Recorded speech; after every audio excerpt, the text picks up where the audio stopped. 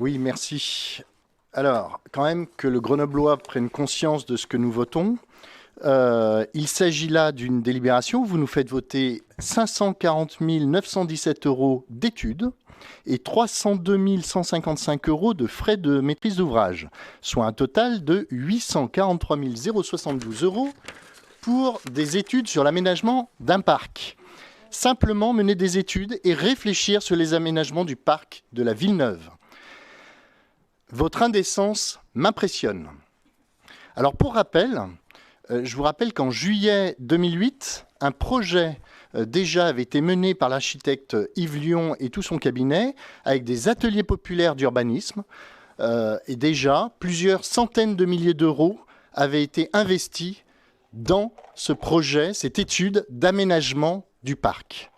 Et là, vous nous reproposez à nouveau presque 1 million d'euros d'études pour un parc qui se trouve au cœur d'un quartier dont le taux de chômage, je rappelle, est de 10,2% et dont le revenu moyen par habitant est de 857 euros par mois. Franchement, je redis, votre indécence m'impressionne.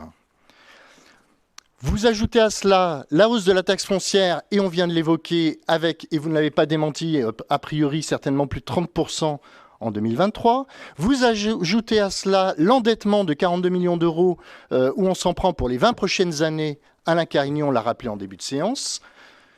La ville est en faillite, le contribuable trinque, l'habitant de la Villeneuve survit, et vous, de façon très naturelle, et ça vous amuse, monsieur le maire, je vous en prie. Non, il ne m'écoute pas, il rigole. Ça le fait rire. Pardon, excusez-moi. Non, mais excusez-moi, il y a des choses qui ne font pas rire quand même. Et vous, de façon très naturelle, vous dépensez près d'1 million d'euros pour des études sur un parc. Alors que l'habitant de la Villeneuve se rassure, il n'y a rien dans son assiette, mais il aura de belles maquettes sur un hypothétique parc d'exception, probablement à venir. Une honte.